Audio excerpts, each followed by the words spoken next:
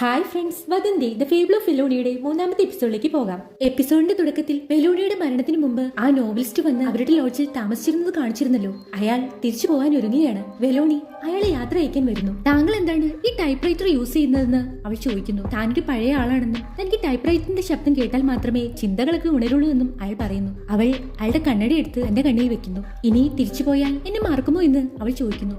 വെലോണിയെ മറക്കാനോ അതാർക്കും സാധിക്കില്ലെന്ന് അയാൾ പറയുന്നു. തിരിച്ചു പോയാൽ എന്തോ അയച്ചു തരാൻ അയാളോട് അവൾ ആവശ്യപ്പെട്ടിട്ടുണ്ട്. തിരിച്ചു പോയാൽ ഉടനെ തന്നെ അത് അയച്ചു തരാമെന്ന് അയാൾ പറയുന്നു. അവൾ വന്ന് അയാളെ കെട്ടിപ്പിടിക്കുന്നു. അടുത്ത സീനിൽ കുറച്ച് കൂട്ടുകാർ എവിടെ ക്യാമ്പിംഗ് ചെയ്യുന്നത് കാണിക്കുന്നു. അതിൽ ഒരാൾ മാത്രമാണ് സിംഗിളായിട്ട് വന്നിട്ടുള്ളത്. അവരോട് നീ എന്താണ് സിംഗിളായി നടക്കുന്നതെന്ന് അവർ ചോദിക്കുന്നു. എനിക്കൊരു പ്രേമമുണ്ടെന്ന് അവൻ പറയുന്നു. അവൻ വെലോണിയുടെ ഫോട്ടോ എടുത്ത് കാണിച്ച് ഇതാണ് എന്റെ പെണ്ണെന്നും പറയുന്നു. അവർ അത് വെലോണിയുടെ ഫോട്ടോയിലേ എന്ന് ചോദിക്കുന്നു. അവളുടെ ഫോട്ടോ കണ്ടതും താൻ അവളുമായി പ്രണയത്തിലായി എന്ന് അവൻ കളി പറയുന്നു. അവർ അവിടെ ഇരുന്ന് വെലോണിയുടെ കൊലപാതക കഥ പറയുന്നു. ഇത് ഇതുവരെ തെളിഞ്ഞിട്ടില്ലല്ലോ എന്ന് അവർ പറയുന്നു. അവർ ഫോർത്ത് കോളം എന്ന പത്രത്തിൽ അവളെ കുറിച്ച് എന്തൊക്കെയോ എഴുതിയത് വായിച്ചിട്ടുണ്ട്. അതുകൊണ്ട് തന്നെ അവരുടെ കണ്ണിൽ അത്ര നല്ല ഇമേജ് അല്ല വെലോണിക്കുള്ളത്. പക്ഷെ ആ പയ്യൻ അതൊക്കെ ഫേക്ക് ആയിരിക്കുമെന്ന് പറയുന്നു. മിക്കവാറും അവളുടെ ഫിയാൻസി ആയിരിക്കും അവളെ കൊന്നിട്ടുണ്ടാവുക എന്ന് ആ സിംഗിൾ പയ്യൻ പറയുന്നു. പക്ഷേ വേറൊരു പയ്യൻ പറയുന്നു അവൾക്കൊരു ഫിയാൻസി ഉണ്ടായിട്ടും ഒരു കാമുകൻ ഉണ്ടായിരുന്നു. കൂടാതെ വേറൊരു ആളുമായിട്ടാണ് അവൾ ആ മലയ്ക്ക് പോയത്. അങ്ങനെയെങ്കിൽ അവൾ ശരിയായിരുന്നില്ല എന്നാണ് തോന്നുന്നതെന്ന് അവൻ പറയുന്നു. താൻ ഫോർത്ത് കോളം പത്രത്തിൽ ഇതിനെക്കുറിച്ച് വായിച്ചിരുന്നെന്നും അവൻ പറയുന്നു. അങ്ങനെ ആ പത്രത്തിന്റെ വാർത്ത ശരിക്കും ആളുകൾക്കിടയിൽ വെലോണിയെ കുറിച്ച് അത്ര മതിപ്പില്ലാത്ത ഇമേജാണ് ഉണ്ടാക്കിയിരിക്കുന്നത്.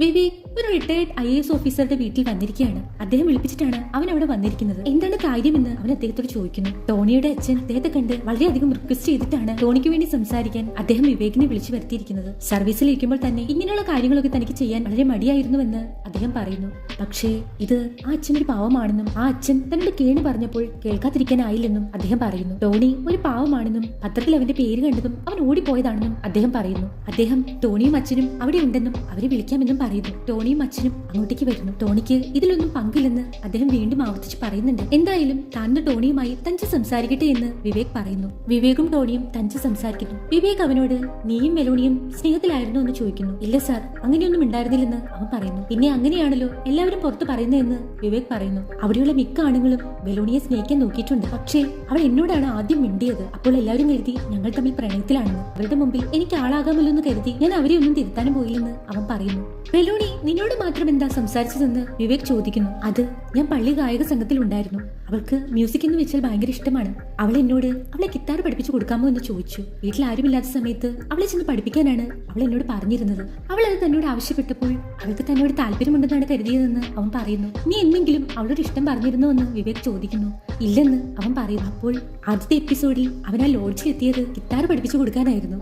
അന്നത്തെ ആ രംഗങ്ങൾ കാണിക്കുന്നു. അവൻ അവൾക്ക് ആ ഗിത്താറിൽ ഏതൊരു പാട്ടുമൂളി വായിച്ചു കൊടുക്കുന്നു. അത് അവൾക്ക് വളരെ ഇഷ്ടമായി. അവൾ അവനോട് ഇത് വളരെ നന്നായിട്ടുണ്ടല്ലോ എന്ന് പറയുന്നു. അപ്പോൾ അവൻ അങ്ങനെ വാക്കുകൾ കൊണ്ട് മാത്രം പറഞ്ഞാൽ പോരാ, തനിക്ക് കവിളത്തൊരു മുത്തം തരാനും പറയുന്നു. അവൾ അത് കൊടുക്കാൻ പോകുമ്പോഴാണ് അവന്റെ മുഖം തിരിച്ചു. അവന്റെ ചുണ്ടിലാണ് അവളുടെ ആ മുത്തം കൊണ്ടത്. അതുകൊണ്ട് തന്നെ അവൾ ചാടി എഴുന്നേറ്റു. അത് അവൾക്ക് ഒട്ടും അക്സെപ്റ്റ് ആയില്ല. ഐ ഹേറ്റ് യു എന്ന് പറഞ്ഞ് അവൾ അവനെ തള്ളി മാറ്റി താഴേക്ക് ഓടി. അവൻ പുറകെ ഓടിച്ചെന്ന് അവളെ പിടിച്ചു നിർത്തുന്നു. എന്നിട്ട് വീണ്ടും അവളെ ഉമ്മവയ്ക്കാൻ നോക്കുന്നു. അത് അവൾക്ക് വല്ലാത്ത ഷോക്കായി പോയി. അവൾ അവന്റെ കവിളത്ത് അടിക്കുന്നു. അപ്പോൾ ഇതാണ് അന്ന് അവിടെ സംഭവിച്ചത്. അതുകൊണ്ടാണ് അതിനുശേഷം ടോണിയോട് അവൾ മിണ്ടാതായത്. കൂട്ടുകാരിയോട് അവനൊരു സ്കൗണ്ടറലാണെന്ന് പറഞ്ഞതും അതുകൊണ്ട് തന്നെയാണ്. വീണ്ടും വിവേകിനെയും ടോണിയും കാണിക്കുന്നു. അവൾക്ക് തന്നെ ഇഷ്ടമാണെന്നാണ് താൻ കരുതിയിരുന്നത്. അതുകൊണ്ടാണ് അങ്ങനെ ചെയ്യാൻ താൻ ശ്രമിച്ചതെന്ന് അവൻ പറയുന്നു. വിഘ്നേഷിനെ കുറിച്ച് നിന്നോട് എന്തെങ്കിലും പറഞ്ഞിരുന്നു എന്ന് വിവേക് ചോദിക്കുന്നു. ഇല്ല, അതിനെക്കുറിച്ച് സംസാരിക്കുമ്പോൾ അവൾ വിഷയം മാറ്റുമായിരുന്നു എന്ന് അവൻ പറയുന്നു. വേറെ ആരെങ്കിലും കുറിച്ച് വെലോണി പറഞ്ഞിട്ടുണ്ടോ എന്ന് വിവേക് ചോദിക്കുന്നു. ഇല്ല, തന്നോടൊന്നും പറഞ്ഞിട്ടില്ലെന്ന് അവൻ പറയുന്നു. ശരിക്കും ടോണി നല്ല പോലെ പേടിച്ചിട്ടുണ്ട്. എന്തായാലും അവനോട് പൊക്കോളാൻ വിവേക് പറയുന്നു. അവിടുന്ന് പുറത്തിറങ്ങി വിവേക് ഫോറൻസിക് ഓഫീസറെ വിളിച്ച് അന്ന് ഒറ്റപ്പാറയിൽ നിന്ന് കിട്ടിയ ബ്ലഡിന്റെ സാമ്പിൾ പരിശോധിച്ചു എന്ന് ചോദിക്കുന്നു. അതിത്തിരി മോശമായതുകൊണ്ട് ചെന്നൈ ലാബിലേക്ക് അയച്ചിരിക്കുവാണെന്ന് ഡോക്ടർ പറയുന്നു. അത് 2 ദിവസമാകും അതിന്റെ റിപ്പോർട്ട് കിട്ടാൻ. വിവേക് വീണ്ടും കോൾ ചെയ്ത് ആ ഒറ്റപ്പാറയെ കുറിച്ച് ആരാണ് തങ്ങൾക്ക് വിവരം നൽകിയതെന്ന് ചോദിക്കുന്നു. അടുത്ത സീനിൽ 3 പേർ തോക്കൊക്കെയായി ആരെയോ ഉന്നം വെച്ച് നിൽക്കുന്നതാണ് കാണിക്കുന്നത്. അവർ എന്തിനെയോ വെടിവെച്ചിടാൻ പോവുകയാണ്. നല്ല കാടാണ്. ഇത് ഒറ്റപ്പാറയിൽ താമസിക്കുന്ന ആ അമ്മ പറഞ്ഞ അവരുടെ മക്കളാണ്. അവർ 3 പേരും കൂടെ ഒരു കാട്ടുപന്നിയെ വെടിവെച്ചിടാനുള്ള പ്ലാനാണ്. അപ്പോഴാണ് ആ പന്നിയെ വേറെ ആരോ ഷൂട്ട് ചെയ്യുന്നത്. അത് നമ്മുടെ വെലോണിയെ പോസ്റ്റ്മോർട്ടം ചെയ്ത ഡോക്ടറാണ്. അദ്ദേഹത്തിന് ഇങ്ങനത്തെ ഒരു ഹോബി ഉണ്ട്. അവർക്ക് ഡോക്ടർ പരിചയമുണ്ട്. ഡോക്ടർ ഷൂട്ട് ചെയ്തത് ആ കാട്ടുപന്നിക്ക് ഏറ്റിട്ടുണ്ട്. അവർ ആ കാട്ടുപന്നിയുമായി പോകുന്നു. അവരുടെ വീടിനടുത്തെത്തി ആ കാട്ടുപന്നിയെ അവർ അവിടുന്ന് ഇറച്ചി കഷ്ണങ്ങളാക്കുന്നു. ഈ 3 മക്കളിൽ മൂത്തയാളുടെ പേര് സന്തോഷ് എന്നാണ്. അവർ ഡോക്ടറോട് തങ്ങളുടെ തോക്കിനെ കുറിച്ച് പറയുന്നു. ഡോക്ടറുടെ തോക്കിനെ കുറിച്ചും അവർ സംസാരിക്കുന്നുണ്ട്. ഡോക്ടറുടെ തോക്കിന് പെർമിറ്റ് ഇല്ല, അതുകൊണ്ട് തന്നെ അത് പുറത്ത് കാണിക്കാതിരുന്നതെന്ന് അദ്ദേഹം പറയുന്നു. ആ ഗണ്ണ് മോഡിഫൈ ഒക്കെ ചെയ്ത് യൂസ് ചെയ്തുകൊണ്ടിരിക്കുകയാണ്. സന്തോഷും അനിയനും അവരുടെ ഗണ്ണിനെ കുറിച്ച് പൊക്കി പറഞ്ഞപ്പോൾ ഡോക്ടർ എന്നിട്ടിപ്പോൾ ഞാനല്ലേ ആ പന്നിയെ വെടിവെച്ചിട്ടതെന്ന് പറയുന്നു. അവർക്ക് അത് കേട്ടപ്പോൾ അത്ര ഇഷ്ടപ്പെടുന്നില്ല. ഇദ്ദേഹത്തിന് ഇവിടെ അടുത്തായി ഒരു ബംഗ്ലാവ് ഉണ്ട്. അവിടെ എന്തെങ്കിലും പണി നടക്കുന്നുണ്ടോ എന്ന് സന്തോഷ് ഡോക്ടറോട് ചോദിക്കുന്നു. ആ, അവിടെ ഒരു ബാത്റൂമിന്റെ പണി നടക്കുന്നുണ്ടെന്ന് ഡോക്ടർ പറയുന്നു. എന്നാൽ അവിടെ പണിക്കാർ വന്നോ എന്ന് അറിയില്ലെന്നും പക്ഷെ കുറച്ച് പോലീസുകാർ ഇങ്ങോട്ട് വന്നുവെന്നും സന്തോഷ് പറയുന്നു. അത് കേട്ടപ്പോൾ ഡോക്ടറുടെ മുഖത്ത് ഒരു പരിഭ്രമം. അതെന്തിനായിരുന്നുവെന്ന് ഡോക്ടർ ചോദിക്കുന്നു. ഒരു പെണ്ണ് ഇവിടെ മരിച്ചുപോയി, അതിന്റെ ഡ്രസ്സിന്റെ കഷ്ണം ഇവിടുന്ന് കിട്ടി. ആരായിരിക്കും പോലീസിന് ആ സൂചന കൊടുത്തതെന്ന് തങ്ങൾക്ക് അറിയില്ല. പോലീസ് വന്നപ്പോൾ അമ്മയാണ് അവരോട് സംസാരിച്ചതെന്നും അവൻ പറയുന്നു. ഈ സമയം ഡോക്ടർക്ക് ഒരു കോൾ വരുന്നു. അത് റാമറാണ്. റാമർ അദ്ദേഹത്തോട് SI വിവേകിന് ഡോക്ടർ കാണണമെന്നാണ് പറയുന്നതെന്നും ഇന്ന് വന്ന് കാണട്ടെ എന്നും ചോദിക്കുന്നു. ഡോക്ടർ അപ്പോൾ അവരെ ഒന്ന് തിരിഞ്ഞു നോക്കി ദൂരേക്ക് മാറുന്നു. ഇന്ന് വേണ്ടെന്നും നാളെ കാണാമെന്നും ഡോക്ടർ റാമറോട് പറയുന്നു. അടുത്ത സീനിൽ ഒരു മന്ത്രിയുടെ മോളുടെ വിവാഹമാണ് കാണിക്കുന്നത്. അവിടെ വരുന്ന രാഷ്ട്രീയ നേതാക്കളെയൊക്കെ വല്ലാതെ സ്വീകരിക്കുന്നുണ്ട്. ഈ സമയമാണ് കാണിക്കുന്നത്. അവിടെ നമ്മുടെ പത്രത്തിന്റെ ആളുമുണ്ട്. പുള്ളിക്കാരൻ കുറച്ച് പെണ്ണുങ്ങളെ എടുത്ത് സംസാരിച്ച് നിൽക്കുകയാണ്. ശരിക്കും ഈ മന്ത്രിയുമായി നല്ല ടീംസിലല്ല അയാൾ. പക്ഷെ തനിക്കും ക്ഷണം കിട്ടിയിട്ടാണ് താൻ വന്നതെന്ന് അയാൾ പറയുന്നു. ഗോഡ് ഫാദർ സിനിമ മന്ത്രി കണ്ടു കാണുമെന്ന് അയാൾ പറയുന്നു. സുഹൃത്തുക്കളെ അടുത്ത് നിർത്തണം, ശത്രുക്കളെ കൂടുതൽ അടുപ്പിച്ച് നിർത്തണം എന്നാണല്ലോ ആ സിനിമയിൽ പറയുന്നത്. അങ്ങോട്ടേക്ക് ഒരാൾ വരുന്നു. അയാൾ നമ്മുടെ പത്രത്തിന്റെ ആളെ ഒന്ന് ആക്കി സംസാരിക്കുന്നുണ്ട്. നിങ്ങളുടെ പത്രം മഞ്ഞയല്ലെന്നേ ഉള്ളൂ, പക്ഷെ അതിൽ വരുന്ന വാർത്തകൾ അങ്ങനെയാണല്ലോ എന്ന് അയാൾ കളിയാക്കുന്നു. ആ വെലോണിയുടെ ന്യൂസ് അത് വായിച്ചിട്ട് ഒരു വാർത്ത പോലെയല്ലല്ലോ തോന്നുന്നത്, ഒരു നോവൽ പോലെയാണല്ലോ എന്ന് അയാൾ പറയുന്നു. ആ, തന്റെ വാർത്ത എല്ലാവരിലും എത്തണമെന്ന് അയാൾ പറയുന്നു. എന്താ നിങ്ങൾക്കത് വായിക്കാൻ താല്പര്യമില്ലേ എന്ന് ചോദിക്കുന്നു. ഈ സമയമാണ് മണ്ഡപത്തിൽ ആ മന്ത്രി വന്നിരിക്കുന്ന നേതാവിന്റെ കാലിൽ വീഴുന്നത് അവർ കാണുന്നത്. ഇതെല്ലാം രാഷ്ട്രീയമാണല്ലോ. ഈ പത്രത്തിന്റെ ആളുടെ പേര് സേതുരാമൻ എന്നാണ്. സേതുരാമനെ മന്ത്രി വന്ന് കാണുന്നു. അവർ തമ്മിൽ നല്ല ടേംസിലില്ലെന്ന് അവരുടെ സംസാരത്തിൽ നിന്ന് നമുക്ക് മനസ്സിലാകാം. സേതുരാമന്റെ പത്രത്തിൽ മന്ത്രിയെ കുറിച്ച് എന്തൊക്കെയോ എഴുതുന്നുണ്ട്. അതെന്തിനാണെന്ന് മന്ത്രി ചോദിക്കുന്നു. നിങ്ങളിപ്പോൾ എന്നെ ക്ഷണിച്ചല്ലോ, നമുക്ക് സംസാരിക്കാമെന്ന് സേതുരാമൻ പറയുന്നു. കഴിഞ്ഞ ദിവസം വിവേക് ആരാണ് ഒറ്റപ്പാറയിലെ കാര്യം തങ്ങളോട് വിളിച്ചു പറഞ്ഞതെന്ന് രാമരോട് വിളിച്ചു ചോദിച്ചിരുന്നല്ലോ. അത് ആരാണെന്ന് അറിഞ്ഞാൽ മാത്രമേ മുന്നോട്ടുള്ള അന്വേഷണം സാധ്യമാകൂ എന്ന് വിവേക് പറയുന്നുണ്ടായിരുന്നു. അതുകൊണ്ട് തന്നെ വിവേകിന് അത് ആരാണ് വിളിച്ചു പറഞ്ഞതെന്ന് അറിയാൻ കഴിഞ്ഞു. അത് ഈ ഡോക്ടറാണ്. ഡോക്ടറോട് വിവേക് താങ്കൾ എപ്പോഴാണ് വെലൂണിയുടെ ഡ്രസ്സ് അവിടെ കണ്ടതെന്ന് ചോദിക്കുന്നു. അത് താൻ ശനിയാഴ്ചയാണത് കണ്ടതെന്ന് ഡോക്ടർ പറയുന്നു. വെള്ളിയാഴ്ചയാണ് വിവേകും രാമറും വെലൂണിയുടെ ബോഡി കിടന്നിടം നോക്കാൻ പോയത്. അപ്പോൾ അതിന് പിറ്റേ ദിവസമാണ് ഇത് അവിടെ കണ്ടിരിക്കുന്നത്. താങ്കൾ എന്തിനാണ് അവിടെ പോയതെന്ന് വിവേക് ചോദിക്കുന്നു. അത് തനിക്ക് അവിടെ ഒരു എസ്റ്റേറ്റ് ഉണ്ടെന്നും ഇടയ്ക്കിടയ്ക്ക് താൻ ഇങ്ങനെ ഹണ്ടിങ്ങിന് പോകാറുണ്ടെന്നും ഇത് നമ്മൾ മാത്രം അറിഞ്ഞാൽ മതി, പുറത്താരോടും പറയില്ലേ എന്നും അദ്ദേഹം പറയുന്നു. രാമറെ വിശ്വസിക്കുന്ന പോലെ തന്നെ വിശ്വസിക്കാമെന്ന് വിവേക് ഡോക്ടറോട് പറയുന്നു. ആ അമ്മയെയും മക്കളെയും കുറിച്ച് എന്താണ് ഡോക്ടറുടെ അഭിപ്രായം എന്ന് വിവേക് ചോദിക്കുന്നു. അവരെ കുറിച്ച് തനിക്കും കാര്യമായിട്ടൊന്നും അറിയില്ല, പക്ഷേ അവരുടെ പേരിൽ 2-3 കൊലക്കേസുകൾ വനം വകുപ്പ് അന്വേഷിക്കുന്നുണ്ട്. ഇതുവരെ പക്ഷേ അവർക്കെതിരെ തെളിവൊന്നും കിട്ടിയിട്ടില്ല. വിവേകിന്റെ സംശയം ഇതായിരുന്നു. ഒറ്റപ്പാറയിലേക്ക് വെലോടി ഒരാളുടെ കൂടെ പോയി. അയാൾ എന്തായാലും അവിടെ വെച്ച് കൊന്നിട്ടുണ്ടെങ്കിൽ അവിടെ തന്നെ മൃതദേഹം ഉപേക്ഷിച്ച് രക്ഷപ്പെടാനാണ് ചാൻസ്. പക്ഷേ ഇത് വേറൊരു സ്ഥലത്തു നിന്നാണ് അവളുടെ മൃതദേഹം കിട്ടിയിരിക്കുന്നത്. അങ്ങനെയെങ്കിൽ ഒറ്റപ്പാറയിലുള്ളവരെയല്ലേ കൂടുതൽ സംശയിക്കേണ്ടത്? ആ 3 പേരെയും സംശയമുണ്ടോ എന്ന് ഡോക്ടർ വിവേകിനോട് ചോദിക്കുന്നു. ആ, തനിക്ക് സംശയമുണ്ടെന്ന് വിവേക് പറയുന്നു. എങ്കിൽ അവരെ കൊണ്ടുപോയി ചോദ്യം ചെയ്തൂടെ എന്ന് ഡോക്ടർ ചോദിക്കുന്നു. പക്ഷേ അവിടെ നിന്ന് കിട്ടിയ ബ്ലഡിന്റെ സാമ്പിളിന്റെ റിസൾട്ട് വരാതെ എങ്ങനെയാണെന്ന് വിവേക് ചോദിക്കുന്നു. എന്നാലും ഇപ്പൊ തന്നെ അവരെ അറസ്റ്റ് ചെയ്ത് ചോദ്യം ചെയ്തൂടെ എന്ന് ഡോക്ടർ സജഷൻ പറയുന്നു. വിവേക് അവരെ ചോദ്യം ചെയ്യാൻ തന്നെ തീരുമാനിച്ചു. ഈ സമയം നമ്മുടെ നോവലിസ്റ്റ് ഒരു പബ്ലിഷറെ ചെന്ന് കാണുന്നു. അയാളോട് അവരുടെ ലീഗൽ ടീമിനെ ഉപയോഗിച്ച് വെലോണിയുടെ കേസിന്റെ അന്വേഷണം ഏതുവരെ ആയെന്ന് ഒന്ന് അറിഞ്ഞിട്ട് പറയാമോ എന്ന് നോവലിസ്റ്റ് ആവശ്യപ്പെടുന്നു. അവൾ താങ്കളുടെ ബന്ധുവാണോ എന്ന് ആ പബ്ലിഷർ ചോദിക്കുന്നു. അല്ലല്ല, ഞാൻ ആംഗ്ലോ ഇന്ത്യൻ അല്ലല്ലോ, പക്ഷേ അതൊന്ന് അറിഞ്ഞു തരണമെന്ന് അയാൾ റിക്വസ്റ്റ് ചെയ്യുന്നു. ശരി, തീർച്ചയായും ചെയ്തു തരാമെന്ന് ആ പബ്ലിഷർ പറയുന്നു. Police station. വിവേക് സന്തോഷിനെ കസ്റ്റഡിയിലെടുത്ത് ചോദ്യം ചെയ്യുകയാണ്. വിവേകിന് നല്ല സംശയമുണ്ട്. അവനോട് ഒറ്റപ്പാറയിൽ വെലോണി ഒരാളുടെ കൂടെ വന്നത് നിങ്ങളുടെ അമ്മയാണ് കണ്ടത്, അങ്ങനെയെങ്കിൽ അവൾ അവിടെ വെച്ചായിരിക്കില്ല കൊല്ലപ്പെട്ടിട്ടുണ്ടാവുക, അവളുടെ മൃതദേഹം എങ്ങനെ വേറെ സ്ഥലത്ത് കണ്ടുവെന്ന് വിവേക് ചോദിക്കുന്നു. അതെങ്ങനെ തനിക്കറിയാമെന്ന് ചോദിച്ച് സന്തോഷ് ഒച്ചയിടുന്നു. ഈ കുറ്റം തന്റെ തലയിൽ കെട്ടിവെക്കരുതെന്നും അവൻ പറയുന്നു. അവൻ വിവേകിനെ ഭീഷണിപ്പെടുത്തുന്നുണ്ട്. ഞാൻ ആരാണെന്ന് നിങ്ങൾക്ക് അറിയില്ല, ഇത് വലിയ കുഴപ്പമാകുമെന്നും അവൻ പറയുന്നുണ്ട്. സന്തോഷ് വല്ലാതെ ചൂടാവുന്നുണ്ട്. ഈ സമയം രാമർ അങ്ങോട്ടേക്ക് വരുന്നു. വിവേകിന്റെ ഫോൺ സൈലന്റിലാണോ എന്ന് ചോദിക്കുന്നു. ആ ഫോറൻസിക്കിലെ ആള് കുറെ പ്രാവശ്യം വിവേകിനെ വിളിച്ചിട്ടുണ്ട്. നേരത്തെ കൊടുത്ത ബ്ലഡിന്റെ സാമ്പിളിന്റെ റിസൾട്ട് പറയാനായിരുന്നു. അതിന്റെ റിസൾട്ട് വന്നിട്ടുണ്ട്. രാമർ അത് മനുഷ്യന്റെ രക്തമല്ല എന്ന് പറയുന്നു. അതേതോ മൃഗത്തിന്റെ രക്തമാണ്. അത് വെച്ചിട്ടാണ് ഇപ്പോൾ ഇവരെ സന്തോഷിനെ അറസ്റ്റ് ചെയ്ത് കൊണ്ടുവന്നിരിക്കുന്നത്. റിസൾട്ട് വരുന്നതിന് മുമ്പ് അറസ്റ്റ് ചെയ്തത് അബദ്ധമായിട്ടുണ്ട്. അതേസമയം SP യുടെ കോൾ വിവേകിന് വരുന്നു. SP വിവേകിനെ വഴക്ക് പറയുന്നു. ആ സന്തോഷിനെ എന്തിനാ അവിടെ പിടിച്ചു വെച്ചിരിക്കുന്നതെന്ന് ചോദിക്കുന്നു. മുകളിൽ നിന്ന് തനിക്ക് പ്രഷർ ഉണ്ടെന്നും ആ ബ്ലഡിന്റെ സാമ്പിളിന്റെ റിസൾട്ട് വന്നു എന്ന് SP ചോദിക്കുന്നു. അത് ഒരു മൃഗത്തിന്റെയാണെന്ന് വിവേക് പറയുന്നു. എങ്കിൽ ആ സന്തോഷിനെ വേഗം തുറന്നുവിടാൻ എസ് പി പറയുന്നു. സന്തോഷ് പറഞ്ഞ പോലെ സന്തോഷ് ചില്ലറപ്പുള്ളിയൊന്നുമല്ല, എന്തൊക്കെയോ ബന്ധങ്ങൾ അയാൾക്കുമുണ്ട്. ഒറ്റപ്പാറയിൽ നിന്ന് കിട്ടിയ ബ്ലഡിന്റെ റിസൾട്ട് വേറെ ആയതുകൊണ്ട് തന്നെ സന്തോഷിനെ അവർക്ക് തുറന്നു വിടേണ്ടി വന്നു. സന്തോഷ് വിവേകിനോട് ചോദിക്കുന്നു, എന്താ മോളിൽ നിന്ന് വിളിച്ചു പറഞ്ഞോ എന്നെ വിടാൻ? അവനോട് അവിടുന്ന് പോകാൻ വിവേക് പറയുന്നു. ഈ സമയം വിഘ്നേഷിനെ കാണിക്കുന്നു. അവൻ ആകെ ഒരു ഭ്രാന്ത് പിടിച്ച അവസ്ഥയിലാണ്. അവൻ അവിടെയൊക്കെ എന്തോ പരുതുകയാണ്. അവിടെ ഇരിക്കുന്ന ബോട്ടിലൊക്കെ അവൻ തപ്പി നോക്കുന്നു. അതിൽ ഒരു തുള്ളി മദ്യമില്ല. അവൻ അവന്റെ പേഴ്സിൽ പൈസ ഉണ്ടോ എന്ന് നോക്കുന്നു. അതിലും ഒന്നുമില്ല. അവൻ വേഗം റിസപ്ഷനിൽ ചെന്ന് ജോൺസനോട് കുറച്ച് പണം ആവശ്യപ്പെടുന്നു. പക്ഷെ ജോൺസ് അവന് പണം കൊടുക്കാൻ തയ്യാറാകുന്നില്ല. അവിടെ പണമില്ലെന്നും ആകെ 2 മുറികളെ പോയിട്ടുള്ളൂ, കാശൊന്നും ഇവിടെ ഇരിക്കുന്നില്ല എന്ന് അവൻ പറയുന്നു. എങ്കിലും അത് വിശ്വസിക്കാതെ വിഘ്നേഷ് അവിടെ ഇരിക്കുന്ന പെട്ടി തുറന്നു നോക്കുന്നു. അതിൽ പൈസ ഉണ്ടായിരുന്നു. ജോൺസിനെ വഴക്ക് പറഞ്ഞ് അവൻ ആ പൈസയുമായി പോകുന്നു. അവൻ ആകെ ഡിസ്റ്റർബ്ഡ് ആണ്. അവിടെ ആ നോവലിസ്റ്റ് ഫാമിലിയോടൊപ്പം ഇരിക്കുകയായിരുന്നു. പെട്ടെന്ന് അയാളുടെ ഫോണിലേക്ക് ആ പബ്ലിഷർ വിളിക്കുന്നു. മെലോണിയുടെ കേസിനെ കുറിച്ച് അയാളോട് അന്വേഷിക്കാൻ പറഞ്ഞിരുന്നല്ലോ. അയാൾ വിളിച്ച് ആ കേസിന്റെ ഇപ്പോഴത്തെ ഡീറ്റെയിൽസ് പറയുന്നു. കഴിഞ്ഞ 2 മാസമായി കേസ് അന്വേഷണത്തിന് പുരോഗതിയൊന്നും ഉണ്ടായിരുന്നില്ല. പക്ഷേ ഇപ്പോൾ അവർക്ക് ഒരു വിവരം കിട്ടിയിട്ടുണ്ട്. ഈ പെൺകുട്ടി കഴിഞ്ഞ വർഷം ആരുടെ കൂടെ ഒളിച്ചോട്ടിയിട്ടുണ്ടായിരുന്നു. ആ കേസിന്റെ FIR ഇപ്പോൾ പോലീസ് അന്വേഷിച്ചെടുക്കുകയാണ്. തന്റെ കയ്യിൽ വിവേകിന്റെ നമ്പർ ഉണ്ട്, അത് വേണോ എന്ന് അയാൾ ചോദിക്കുന്നു. വേണ്ട, തൽക്കാലം ഇത്രയും വിവരങ്ങൾ മതിയെന്ന് നോവലിസ്റ്റ് പറയുന്നു. അയാൾ ഫോൺ കട്ട് ചെയ്ത് എന്തോ ആലോചിക്കുന്നു. അയാൾ ആ പറഞ്ഞ കാര്യങ്ങൾ ശരിയായിരുന്നു. വിവേക് ആ FIR അന്വേഷിച്ച് അത് രജിസ്റ്റർ ചെയ്ത പോലീസ് സ്റ്റേഷനിലെത്തി. അവന്റെ കൂടെ അലക്സും ഉണ്ട്. അവിടെ പെയിന്റിംഗ് വർക്കുകൾ നടക്കുകയായിരുന്നു. അതുകൊണ്ട് തന്നെ ഒരു റൂമിലാണ് എല്ലാ ഫയൽസും സൂക്ഷിച്ചിരിക്കുന്നത്. വുമൺ മിസ്സിംഗ് കേസിന്റെ പെട്ടിയിൽ ആ ഫയൽ കാണുമെന്ന് അവിടുത്തെ SI പറയുന്നു. എന്നിട്ട് ആ കേസിന്റെ നമ്പർ വിവേകിന് കൊടുക്കുന്നു. അലക്സും വിവേകും ആ FIR തപ്പിയെടുക്കാൻ ആരംഭിച്ചു. ഈ സമയമാണ് വിവേക് ഒരു കാര്യം പറയുന്നത്. നമ്മുടെ വെലോണിക്ക് ഒരു ഫോൺ ഉണ്ടായിരുന്നെങ്കിൽ ഇത്രയും കഷ്ടപ്പാടില്ലായിരുന്നു. അവളുടെ എല്ലാ കാര്യങ്ങളും ആ ഫോണിലുണ്ടായിരുന്നു. ഇതെന്തൊരു കഷ്ടമാണെന്ന് അവൻ പറയുന്നു. അപ്പോൾ വെലോണി ഫോൺ യൂസ് ചെയ്യാറുണ്ടായിരുന്നില്ല. ഈ സമയം വിവേകിന്റെ വൈഫിനെ കാണിക്കുന്നു. അവിടെ അവളൊരു കാര്യം കണ്ട് വല്ലാതെ സന്തോഷവതിയാവുന്നുണ്ട്. അവരുടെ കുഞ്ഞ് ആദ്യമായി എഴുന്നേറ്റ് നിൽക്കുകയാണ്. അവൾക്ക് സന്തോഷം സഹിക്കാനായില്ല. അത് അച്ഛനോട് വിളിച്ച് പറയാമെന്ന് പറഞ്ഞ് അവൾ വിവേകിന് കോൾ ചെയ്യുന്നു. പക്ഷേ ഈ സമയം അലക്സിന് ആ വുമൺ മിസ്സിംഗിന്റെ കേസുകളുള്ള പെട്ടി കിട്ടിയിട്ടുണ്ടായിരുന്നു. അവർ അതിൽ നിന്ന് ആ കേസ് നമ്പർ വെച്ച് ഓരോ ഫയലായി നോക്കുകയായിരുന്നു. കറക്റ്റായി വെലോണിയുടെ കേസ് ഫയൽ കിട്ടിയ സമയത്താണ് ഭാര്യയുടെ കോള് വിവേകിന് വരുന്നത്. അവൻ ആ കോൾ എടുത്ത് അവൾക്ക് പറയാനുള്ളത് എന്താണെന്ന് കേൾക്കാതെ താൻ തിരിച്ചു വിളിക്കാമെന്ന് പറഞ്ഞ് ഫോൺ കട്ട് ചെയ്യുന്നു. അവളാകെ സങ്കടത്തിലാവുന്നു. തന്റെ ജീവിതത്തിലെ ഒരു വലിയ സന്തോഷം അത് പറയാനാണ് അവൾ വിളിച്ചത്. പക്ഷേ അതൊന്ന് കേൾക്കാൻ പോലും അവന് സമയം കിട്ടുന്നില്ല. വിവേക് ആ FIR വായിക്കുന്നു. ഈ സമയം തന്നെ ആ നോവലിസ്റ്റും അവളുടെ ഈ ദിവസങ്ങൾ കഥയായി എഴുതുന്നത് കാണിക്കുന്നുണ്ട്. അവളെ അന്ന് രാവിലെ കാണാതായി. അവളെ കാണാൻ കാത്തിരുന്ന അവിടെ ഉണ്ടായിരുന്ന അവളുടെ പൂവാലന്മാർക്ക് അവളെ കാണാനായില്ല. അവളുടെ അമ്മ അവളെ എല്ലാം അന്വേഷിച്ച് നടക്കുകയാണ്. അന്നത്തെ ലോഡ്ജിലെ ആ ദിവസം കാണിക്കുന്നു. അവളുടെ അമ്മ ചായയുടെ കപ്പുമായി അവളെ എല്ലായിടത്തും തിരക്കുകയാണ്. നീ ബാൽക്കണിയിലുണ്ടോ എന്നൊക്കെ അമ്മ വിളിച്ച് ചോദിക്കുന്നുണ്ട്. പക്ഷെ അവളെ അവിടെ എങ്ങും അമ്മ കണ്ടില്ല.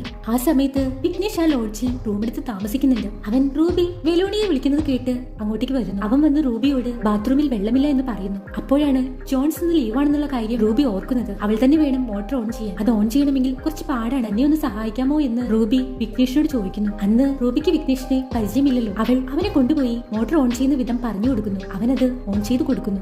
അവൻ അതിന്റെ ലിവറൊക്കെ ആകെ മോശമായിരിക്കുമല്ലോ എന്ന് റൂബിയോട് പറയുന്നു. അതിനുള്ള പരിഹാരവും അവൻ പറഞ്ഞു കൊടുക്കുന്നുണ്ട്. അപ്പോൾ നിനക്ക് പ്ലംബിംഗ് ഒക്കെ അറിയാമോ എന്ന് റൂബി ചോദിക്കുന്നു. ആ അറിയാം, വേണമെങ്കിൽ ഞാൻ തന്നെ അത് ശരിയാക്കി തരാമെന്നും അവൻ പറയുന്നുണ്ട്. എന്തായാലും ഇതൊക്കെയാണ് റൂബിയുമായി വിഘ്നേഷിനെ അടുപ്പിച്ചത്. അവനിപ്പോൾ ലോഡ്ജിലെ കാര്യങ്ങൾക്ക് സഹായിക്കാൻ നിൽക്കുകയാണെന്നാണല്ലോ വിവേകിനോട് പറഞ്ഞിട്ടുള്ളത്. അത് കഴിഞ്ഞ് തിരിച്ചു വന്നിട്ടും വെലോണിയെ കാണുന്നില്ല. റൂബി അവളെ എല്ലായിടത്തും തിരക്കുന്നു. പക്ഷെ അവളെ എവിടെയും കാണുന്നില്ല. റൂബി ആകെ പരിഭ്രാന്തിയാകുന്നു. അവൾ വിഘ്നേഷിന്റെ റൂമിൽ ചെന്ന് അവനോട് സഹായം ചോദിക്കുന്നു. പോലീസ് സ്റ്റേഷനിൽ ചെന്ന് പറയാമെന്ന് അവർ തീരുമാനിക്കുന്നു.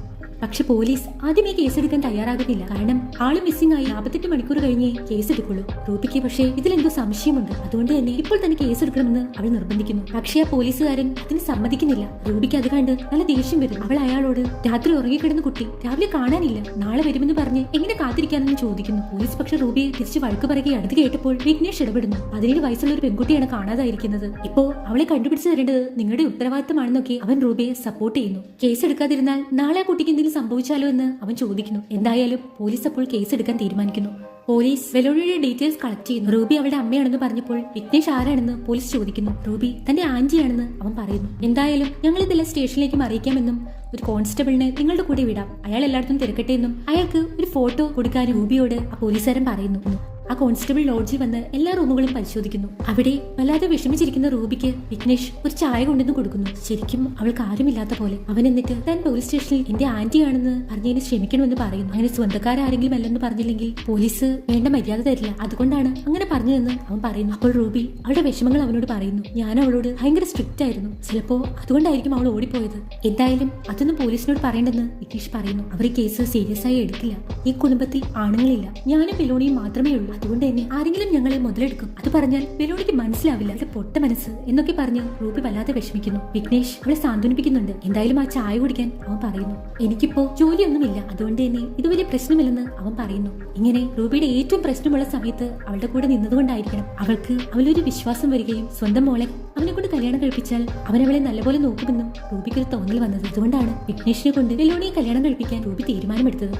ഈ സമയം കോൺസ്റ്റബിൾ വന്ന് വെലോണിയുടെ ഒരു ഫോട്ടോ ആവശ്യപ്പെടുന്നു. അവിടെ വെലോണിയുടെ ഫോട്ടോ ഫ്രെയിം ചെയ്ത് വെച്ചിരുന്നു. റൂബി അത് എടുത്തു കൊടുക്കാൻ നോക്കുന്നു. പക്ഷെ അവളെ കൊണ്ട് സാധിക്കാത്തതുകൊണ്ട് വിഘ്നേഷ് അത് വാങ്ങി അത് പുറത്തെടുക്കാൻ നോക്കുന്നു. അപ്പോഴാണ് വെലോണിയെ ആദ്യമായിട്ട് അവൻ കാണുന്നത്. അവൻ ആ ഫോട്ടോയിൽ വല്ലാതെ നോക്കുന്നു. ഒരു നിമിഷം പതറിപ്പോയി അവൻ അവളുടെ ഫോട്ടോയിലേക്ക് നോക്കുന്നു. എന്നാലും അവൻ ഇത് കാണിക്കാതെ ആ ഫോട്ടോ എടുത്ത് കോൺസ്റ്റബിളിന് കൊടുക്കുന്നു. പക്ഷെ പിന്നെ കാണിക്കുന്ന സീനിൽ വെലോണി ആരും കാണാതെ തിരിച്ചു വരുന്നതാണ് കാണിക്കുന്നത്. അവൾ അവിടെ എല്ലാം പരത്തി നോക്കുന്നു. എന്തോ അവൾ അന്വേഷിക്കുകയാണ്. പക്ഷെ എത്ര തപ്പിയിട്ടും അവൾക്കത് കിട്ടുന്നില്ല. ഇതെല്ലാം അവളുടെ അമ്മ കാണുന്നുണ്ടായിരുന്നു. വീണ്ടും വിവേകിനെയും അലക്സിനെയും കാണിക്കുന്നു. ഇത്രയും കാര്യങ്ങൾ മാത്രമേ എഫ്ഐആറിലുള്ളൂ. വെലോണി എവിടെ പോയതാണെന്നോ എന്തിനു പോയതാണെന്നോ ഒന്നും തന്നെ അതിലില്ല. അവർ അതൊന്നും അന്വേഷിക്കാതെ എഫ്ഐആർ ക്ലോസ് ചെയ്തിരിക്കുകയാണ്. അതുകൊണ്ട് തന്നെ അന്ന് എന്താ സംഭവിച്ചതെന്ന് അറിയാൻ യാതൊരു മാർഗവുമില്ല. വിവേകും അലക്സും ആകെ നിരാശരായി. അലക്സ് അപ്പോൾ പറയുന്നു, എന്റെ ഫ്രണ്ട് പറഞ്ഞത് കറക്റ്റ് ആണ്. ആ ലോഡ്ജിൽ പോയി ഒരു 3 ദിവസം താമസിച്ചാൽ മതി. വെലോണിയെ കറക്കിയെടുക്കാമെന്നാണ് അവൻ പറഞ്ഞതെന്ന് വിവേകിനോട് അലക്സ് പറയുന്നു. അത് കേട്ടപ്പോൾ ഏത് ഫ്രണ്ടാ നിന്നോട് അങ്ങനെ പറഞ്ഞതെന്ന് വിവേക് ചോദിക്കുന്നു. എന്റെ ഒരു ഫ്രണ്ടിനോട് അവന്റെ ഫ്രണ്ട് പറഞ്ഞതാണെന്ന് അലക്സ് പറയുന്നു. വിവേക് അപ്പോൾ അലക്സിനെ തിരുത്തുന്നു. ഓരോരുത്തർ പറഞ്ഞ് നമ്മളൊരു കഥ അറിയുമ്പോൾ അതിൽ പൊടിപ്പും തൊങ്ങലും ഒക്കെ ചേർത്തിട്ടുണ്ടാവും. ഇതൊരു പെണ്ണിന്റെ കേസാണ്. അതുകൊണ്ട് തന്നെ കാര്യങ്ങൾ പറയുമ്പോൾ നമ്മൾ സൂക്ഷിച്ച് പറയണം. വിവേക് അലക്സിനോട് എനിക്ക് ഈ കേസുമായി എന്താ ഇത്ര കണക്ഷൻ എന്ന് നിനക്ക് അറിയുമോ എന്ന് ചോദിക്കുന്നു. എനിക്ക് ഈ കേസ് കാണുമ്പോഴൊക്കെ പഴയ ചില കാര്യങ്ങൾ ഓർമ്മ വരും. അവൻ അവന്റെ ജീവിതത്തിലുണ്ടായ ഒരു പഴയ കാര്യം പറയുന്നു. അവൻ കോളേജിൽ പഠിക്കുന്ന സമയം അവിടെ ഡയാന എന്ന് പറയുന്ന ഒരു പെൺകുട്ടി ഉണ്ടായിരുന്നു. വെലോണിയെ പോലെ അതിസുന്ദരിയായിരുന്നു അവൾ. കൈയില്ലാത്ത ഡ്രസ്സും മുട്ടിന് മുകളിലുള്ള പാവാടയും ഒക്കെ ആയിരുന്നു അവളുടെ വേഷം. അന്നൊക്കെ തനിക്കത് ഹരമായിരുന്നു എന്ന് വിവേക് പറയുന്നു. അവൾക്ക് അവനെ ഭയങ്കര ഇഷ്ടമായിരുന്നു. അതുകൊണ്ട് തന്നെ അവർ പ്രണയത്തിലായി. അവളെ കാണുന്നതൊക്കെ അവന് ഭയങ്കര ഹരമായിരുന്നു. പക്ഷേ പ്രണയത്തിലായതിനു ശേഷം എന്തൊക്കെ താൻ ഇഷ്ടപ്പെട്ടിരുന്നു അതെല്ലാം ഇഷ്ടപ്പെടാതായി. അവൾ അങ്ങനെ നടക്കുന്നത് തനിക്ക് ഇഷ്ടമല്ലാതായി. പിന്നീട് തന്റെ ഒരു കൂട്ടുകാരൻ അവളെ വേറൊരുത്തിന്റെ കൂടെ കണ്ടുവെന്ന് അവന്റെ കൂട്ടുകാരൻ പറഞ്ഞു എന്ന് പറയുന്നു. അത് കേട്ടപ്പോൾ അവളോട് എനിക്ക് വെറുപ്പ് തോന്നി. അവൾ ഒരുപാട് കരഞ്ഞു പറഞ്ഞു എന്നെ വിശ്വസിക്കണമെന്നും അവൾ പറഞ്ഞു. പക്ഷേ ഞാൻ അവളിൽ നിന്നും അകന്ന് മാറിപ്പോയി. പിന്നീട് ഒരു 5 വർഷം കഴിഞ്ഞപ്പോൾ ഞാൻ അവളെ വീണ്ടും കണ്ടു. പക്ഷേ അവളപ്പോൾ മരിച്ചു കിടക്കുകയായിരുന്നു. ഞാനാണ് ആ കേസ് അന്വേഷിച്ചത്. അവളുടെ ഭർത്താവാണ് അവളെ കൊന്നത്. ആ കേസ് അന്വേഷിച്ചപ്പോൾ എനിക്കൊരു കാര്യം മനസ്സിലായി. ഞാൻ അന്ന് ആ കൂട്ടുകാരൻ പറഞ്ഞത് വിശ്വസിക്കാതെ അവൾ പറഞ്ഞത് വിശ്വസിച്ചിരുന്നെങ്കിൽ അവളന്ന് മരിക്കില്ലായിരുന്നു. ഇപ്പോൾ എന്റെ ഭാര്യയുടെ സ്ഥാനത്ത് അവൾ ഉണ്ടായിരുന്നേനെ. അവളെ വിശ്വസിക്കുന്നത് പറഞ്ഞത് സത്യമായിരുന്നു. ഞാനത് വിശ്വസിച്ചില്ല. ഈ വെലോണി നല്ലതാണോ ചീത്തതാണോ എന്നൊന്നും എനിക്കറിയില്ല. പക്ഷേ വെലോണിയുടെ ഫോട്ടോ കാണുമ്പോൾ പഴയ ആ ഓർമ്മകളൊക്കെ വരുന്നു. ഇപ്പോഴാണ് വിവേക് എന്തുകൊണ്ട് ഈ കേസുമായി ഇത്ര കണക്റ്റഡ് ആയിരിക്കുന്നതെന്ന് നമുക്ക് മനസ്സിലാവുന്നത്. അവൻ അവളുടെ വീഡിയോ ഒക്കെ ഇരുന്ന് കണ്ടതും അതുകൊണ്ടാണ്. വിവേക് രാത്രി ഒരുപാട് വൈകിയാണ് ക്വാർട്ടേഴ്സിൽ എത്തുന്നത്. അവൻ തനിയെ ഭക്ഷണം എടുത്ത് കഴിക്കുന്നു. അവൻ ഭക്ഷണം കഴിച്ചുകൊണ്ടിരിക്കുമ്പോൾ ആ കേസ് ഫയൽ തുറന്നു നോക്കുന്നു. അതിൽ വെലോണിയുടെ ഫോട്ടോ ഉണ്ട്. അവൻ ആ ഫോട്ടോയിൽ വല്ലാത്ത സ്നേഹത്തോടെ വിരലുകൾ ഓടിക്കുന്നു. പെട്ടെന്നാണ് അവന് ബോധം വന്നത്. അവൻ അവന്റെ ഭാര്യ പുറകിലുണ്ടോ എന്ന് തിരിഞ്ഞു നോക്കുന്നു. വിവേകിന്റെ ഭാര്യയുടെ പേര് ആനന്ദി എന്നാണ്. ആനന്ദി ഈ സമയം അത്രയും ദേഷ്യത്തിലാണ്. അവൾ റൂമിൽ ഇരിക്കുകയാണ്. അവൾ ഉറങ്ങിയിട്ടുണ്ടായിരുന്നില്ല. നല്ല ദേഷ്യത്തിലാണ്. കുഞ്ഞിന്റെ കാര്യം പറയാൻ വിളിച്ചിട്ട് അവനത് കേൾക്കാൻ നിന്നില്ലല്ലോ. എന്താ നീ മുഖം വീർപ്പിച്ചിരിക്കുന്നതെന്ന് അവൻ ചോദിക്കുന്നു. താൻ ഫോൺ വിളിച്ചത് കാര്യം പറയാനാണെന്നും തിരിച്ചൊരു കോൾ പോലും ചെയ്തില്ലല്ലോ എന്ന് പറഞ്ഞ് അവൾ വഴക്കെടുത്തു. എന്തിനാ നീ എന്നെ ഫോൺ ചെയ്തതെന്ന് അവൻ ചോദിക്കുന്നുണ്ട്. അവൾ അപ്പോൾ വിഷമത്തോടെ നമ്മുടെ കുഞ്ഞ് തന്നെ എഴുന്നേറ്റ് നിന്നു. അത് പറയാനാ ഞാൻ വിളിച്ചത്. പക്ഷേ മുഖത്തടിക്കണ പോലെ എന്തോ പറഞ്ഞ് ഫോൺ കട്ട് ചെയ്തു. അതൊന്ന് റെക്കോർഡ് ചെയ്യാൻ പോലും എന്റെ കയ്യിൽ നല്ല ഫോണില്ല. ഞാനൊരു പാവം പെട്ടു എന്നൊക്കെ പറഞ്ഞ് അവൾ പരിതപിക്കുന്നു. അവന് അവളോട് സങ്കടം തോന്നുന്നു. അവൻ അവളോട് പോയി പൊരുത്തപ്പെടാൻ നോക്കുന്നുണ്ട്. പക്ഷേ അവൾക്ക് ആ ദേഷ്യം മാറുന്നില്ല. അവൾ തിരിഞ്ഞു കിടന്ന് ഉറങ്ങുന്നു. ഉറങ്ങാൻ കിടന്ന വിവേക് വെലോണിയെ സ്വപ്നം കാണുന്നു. തന്നെ കുറിച്ച് കേൾക്കുന്ന കിംവദന്തികളൊന്നും വിശ്വസിക്കരുതെന്ന് അവൾ അവനോട് പറയുന്നതായി അവന് തോന്നുന്നു. അവൾ അവന്റെ കവിളത്തും നെറ്റിയിലുമൊക്കെ കുത്തം വെക്കുന്നതായി അവൻ സ്വപ്നം കാണും. പക്ഷേ ഈ സ്വപ്നത്തിനിടയ്ക്ക് ഭാര്യ വന്ന് അവനെ തിരിച്ചു കിടത്തുന്നു. അതുകൊണ്ട് തന്നെ അത് സ്വപ്നമാണെന്ന് അവന് മനസ്സിലാകുന്നു. വിവേക് കൈവിട്ടു പോയെന്നാ തോന്നുന്നത്. അടുത്ത ദിവസം വിവേക് വെലോണിയുടെ ആ കോളേജിൽ എത്തിയിരിക്കുന്നതാണ് കാണിച്ചിരിക്കുന്നത്. അവിടെ വെലോണിയുടെ ടീച്ചറും കൂട്ടുകാരുമുണ്ട്. അവർ വിവേകിനോട് പരാതി പറയുന്നു. വെലോണിയുടെ വ്യക്തി ജീവിതം തങ്ങൾക്ക് അറിയില്ല. പക്ഷേ അവളെ ഇപ്പോൾ പത്രങ്ങളിലൊക്കെ വല്ലാതെ വ്യക്തിഹത്യ നടത്തുന്നുണ്ട്. അത് ഭയങ്കര കഷ്ടമാണെന്ന് അവർ വിവേകിനോട് പറയുന്നു. അവർ ക്ഷണിച്ചിട്ടാണ് വിവേക് വന്നിട്ടുള്ളത്. ഇപ്പോ അവൾ മരിച്ചുപോയി. അതുകൊണ്ട് തന്നെ ഇങ്ങനെയൊക്കെ എഴുതുമ്പോൾ അവൾക്ക് വന്ന് പ്രതിരോധിക്കാൻ കഴിയില്ല. അവളെ കുറിച്ച് വേണ്ടാത്ത കാര്യങ്ങളാണ് സമൂഹത്തിൽ പരക്കുന്നതെന്നും ഞങ്ങൾ ഒരുപാട് സ്ഥലത്ത് അങ്ങനെയൊക്കെ വായിച്ചെന്നും അവർ പറയുന്നു. സാധാരണയായി ഞങ്ങളൊരു കേസ് അന്വേഷിക്കുമ്പോൾ പുറത്ത് പ്രസ്സിന് വിവരങ്ങളൊക്കെ ഫിൽട്ടർ ചെയ്തിട്ട് കൊടുക്കുക. ഇത് ഒരു സെൻസേഷണൽ കേസ് ആയതുകൊണ്ട് പത്രങ്ങൾ അവരുടെ മനോധർമ്മത്തിനനുസരിച്ച് പൊടിപ്പും തൊങ്ങലും വെച്ച് എഴുതുകയാണെന്ന് വിവേക് പറയുന്നു. അവളെ സംരക്ഷിക്കാൻ എന്താണ് ചെയ്യാൻ കഴിയുക എന്ന് ടീച്ചർ വിവേകിനോട് ചോദിക്കുന്നു. എന്തായാലും നിങ്ങൾ എല്ലാവരും ചേർന്ന് കോളേജിന്റെ ലെറ്റർ ഹെഡിൽ SP ഒരു പരാതി എഴുതി കൊടുക്കാൻ അദ്ദേഹം പറയുന്നു. അത് പ്രസിന് റിലീസ് ചെയ്യാനും പറയുന്നു. അങ്ങനെയെങ്കിൽ വെലോണിയെ സംരക്ഷിക്കാമെന്നും വിവേക് പറയുന്നു. വെല്ലുവിളിയുമായി ഏറ്റവും അടുപ്പമുണ്ടായിരുന്ന കൂട്ടുകാരിയുമായി സംസാരിക്കണമെന്ന് വിവേക് പറയുന്നു. അത് നമ്മുടെ റോസിലാണ്. അവൻ റോസിലിനെ വിളിച്ച് മാറ്റി നിർത്തി സംസാരിക്കുന്നു. റോസിലുമായിട്ടായിരുന്നു വെല്ലുവിളിക്ക് കൂടുതൽ അടുപ്പമുണ്ടായിരുന്നത്. അന്ന് റീൽസ് ഒക്കെ എടുത്തത് ഓർക്കുന്നില്ലേ? വിവേക് ആ കുട്ടിയോട് വെലോണിയെ പറ്റി തിരക്കുന്നു. ടോണിയുമായി വെലോണി സ്നേഹത്തിലായിരുന്നു എന്ന് വിവേക് ചോദിക്കുന്നു. ഇല്ല, അവനെ അവൾക്ക് ഇഷ്ടമായിരുന്നില്ലെന്ന് ആ കൂട്ടുകാരി പറയുന്നു. അവന്റെ കാര്യം പറയുമ്പോൾ അവനൊരു വിഡ്ഢിയാണെന്നാണ് അവൾ പറയാറെന്ന് ആ പെൺകുട്ടി പറയുന്നു. അപ്പോൾ വിഘ്നേഷുമായിട്ടുള്ള കല്യാണത്തിന് അവൾക്ക് താല്പര്യമുണ്ടായിരുന്നു എന്ന് വിവേക് ചോദിക്കുന്നു. ഇല്ല, അവനെയും അവൾക്ക് ഇഷ്ടമായിരുന്നില്ല. അവന്റെ കാര്യം പറയുമ്പോൾ തന്നെ അവൾ പേടിച്ചു കിറക്കുമായിരുന്നു എന്ന് അവൾ പറയുന്നു. വിവേകിന് ഇത് കേട്ടപ്പോൾ വിഘ്നേഷിനോട് എന്തോ ഒരു സംശയം തോന്നുന്നു. വിവേക് ഉടൻ തന്നെ അലക്സിനെ വിളിച്ച് വിഘ്നേഷിന്റെ കോൾ റെക്കോർഡ് കളക്ട് ചെയ്തിരുന്നത് അതുമായി സ്റ്റേഷനിലേക്ക് വരാൻ പറയുന്നു. അടുത്ത സീനിൽ വിഘ്നേഷ് വല്ലാതെ കുടിക്കുന്നതാണ് കാണിക്കുന്നത്. അവൻ കുറെ നേരമായി ഇത് തുടങ്ങിയിട്ട് അവൻ വീണ്ടും ഗ്ലാസ്സിൽ മദ്യമൊഴിച്ച് കുടിക്കുന്നു. അവനാകെ വിഷമത്തിലാണ്. അവൻ വെലോണിയുടെ ഫോട്ടോ എടുത്ത് നോക്കുന്നു. അവൻ കരഞ്ഞുകൊണ്ട് തല മതിലിടിക്കുന്നു. അവൻ എന്തോ തീരുമാനിച്ചുറച്ചു. അവന്റെ ബൈക്കിന്റെ ചാവിയും എടുത്ത് പുറത്തോട്ട് ഇറങ്ങുന്നു. ആ ബൈക്കിൽ കയറി അവൻ എങ്ങോട്ടോ പോകുന്നു. ഈ സമയം വിവേകിന്റെ അടുത്ത് അലക്സ് വന്നിരിക്കുകയാണ്. വിഘ്നേഷിന്റെ കോൾ റെക്കോർഡ്സ് അവന്റെ കയ്യിലുണ്ട്. അവരത് പരിശോധിക്കുന്നു. അതിൽ വെലോണി മരിച്ച സമയത്ത് വിഘ്നേഷിന്റെ ഫോണിൽ നിന്ന് 3 കോളുകൾ ഒരേ നമ്പറിലേക്ക് പോയിട്ടുണ്ട്. അവർ ആ നമ്പറിലേക്ക് വിളിച്ചു നോക്കുന്നു. അതൊരു മലയാളിയുടെ നമ്പറാണ്. അയാളോട് വിവേക് വിഘ്നേഷിനെ അറിയുമോ എന്ന് ചോദിക്കുന്നു. പക്ഷേ അയാൾ തനിക്ക് അറിയില്ലെന്ന് പറയുന്നു. അവർ ആകെ കൺഫ്യൂഷനിലായി. വിഘ്നേഷിന്റെ ഫോണിൽ നിന്ന് അയാൾക്ക് കോൾ പോയിട്ടുണ്ട്. എന്നിട്ട് അയാളെ വിഘ്നേഷിനെ അറിയില്ല എന്ന് പറയുന്നു. പക്ഷേ കുറച്ചു സമയം കഴിഞ്ഞപ്പോൾ ആ നമ്പറിൽ നിന്ന് വിവേകിന് കോൾ വരുന്നു. അയാൾ വിളിച്ച്, നിങ്ങൾ ഏഞ്ചൽ ലോഡ്ജിൽ താമസിക്കുന്ന വിഘ്നേഷിനെ കുറിച്ചാണോ പറയുന്നതെന്ന് ചോദിക്കുന്നു. അതേ എന്ന് വിവേക് പറയുന്നു. അതിന്റെ കൂട്ടുകാരനാണെന്ന് അയാൾ പറയുന്നു. ആ കൂട്ടുകാരന്റെ നമ്പർ വിവേക് വാങ്ങുന്നു. അപ്പോഴാണ് അന്ന് നടന്ന കാര്യങ്ങൾ വീണ്ടും കാണിക്കുന്നത്. വെലോണി വിഘ്നേഷിന്റെ റൂമിലേക്ക് വരുന്നു. അപ്പോഴാണ് വിഘ്നേഷിന്റെ കൂടെ ആ കൂട്ടുകാരനുള്ളത് കാണിക്കുന്നത്. അവർ അവിടെ കുടിച്ചുകൊണ്ടിരിക്കുകയാണ്. അവൾ ആന്റിയുടെ വീട്ടിലേക്ക് പോവുകയാണെന്നും 7 മണിക്ക് തന്നെ പിക്ക് ചെയ്യാൻ വരണമെന്നും അവനോട് പറഞ്ഞിട്ട് പോകുന്നു. അതിനു മുമ്പ് വരണ്ട എന്നും അവൾ പറയുന്നുണ്ട്. വിവേക് ഈ വിവരം SP വിളിച്ച് പറയുന്നു. തനിക്ക് വിഘ്നേഷിനെ ഒന്നും കൂടെ ചോദ്യം ചെയ്യണമെന്നും അവൻ പറയുന്നു. എന്താ കാര്യമെന്ന് SP ചോദിക്കുന്നു. കാരണം ആ ദിവസം അവൻ ലോഡ്ജിൽ ഉണ്ടായിരുന്നു എന്നതിന്റെ തെളിവ് അവന്റെ ഫോണായിരുന്നു. പക്ഷേ ആ ഫോൺ അവന്റെ കൂട്ടുകാരന്റെ കയ്യിലായിരുന്നു. അങ്ങനെയെങ്കിൽ ആ സമയത്ത് വിഘ്നേഷ് പുറത്തു പോയിരുന്നു, അത് ലോഡ്ജിൽ തന്നെ ആയിരുന്നു എന്ന് നമുക്ക് ഉറപ്പില്ല. അതിനു വേണ്ടിയിട്ടാണ് വീണ്ടും ചോദ്യം ചെയ്യണമെന്ന് പറയുന്നതെന്ന് വിവേക് പറയുന്നു. SP അതിന് അനുവാദം കൊടുക്കുന്നു. അപ്പോൾ അന്ന് വിഘ്നേഷിന്റെ ഫോണിൽ നിന്ന് ആ കൂട്ടുകാരനാണ് ആ മലയാളി കൂട്ടുകാരനെ വിളിച്ചിരിക്കുന്നത്. അത് ആ കൂട്ടുകാരനെ വിളിച്ച് വിവേക് കൺഫേം ചെയ്തിട്ടുണ്ട്. വിവേകും കൂട്ടരും ഉടനെ തന്നെ ലോഡ്ജിലെത്തുന്നു. ജോൺസ് അവർക്ക് റൂം കാണിച്ചു കൊടുക്കുന്നു. വിഘ്നേഷ് പുറത്തേക്ക് ബൈക്കിൽ പോകുന്നത് താൻ കണ്ടിരുന്നുവെന്ന് ജോൺസ് പറയുന്നു. അവർ വിഘ്നേഷിന്റെ റൂം നോക്കുന്നു. അവിടെ അവൻ കുടിച്ച് കാലിയാക്കിയ കുപ്പികളുണ്ട്. നമ്മളിങ്ങനെ ധൃതി പിടിച്ച് ഇങ്ങോട്ട് വരേണ്ടിയിരുന്നില്ലെന്ന് റാമർ പറയുന്നു. രാത്രി വന്നാൽ മതിയായിരുന്നു.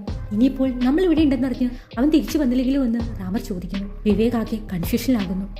ഈ സമയം വെലോണി മരിച്ചു കിടന്ന ആ കാറ്റാടി യന്ത്രങ്ങളൊക്കെയുള്ള ആ സ്ഥലം കാണിക്കുന്നു. അവിടെ വിഘ്നേഷിന്റെ ആ ബൈക്ക് മറിഞ്ഞു കിടക്കുന്നു.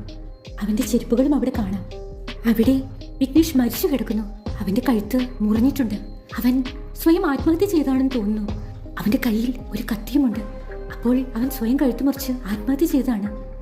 ഈ ഒരു രംഗം കാണിച്ചുകൊണ്ട് വദന്തി ദ ഫേബിൾ ഓഫ് വെലോണിയുടെ 3ാമത്തെ എപ്പിസോഡ് ഇവിടെ അവസാനിക്കുന്നു. അടുത്ത എപ്പിസോഡുമായി നമുക്ക് വീണ്ടും കാണാം. ബൈ.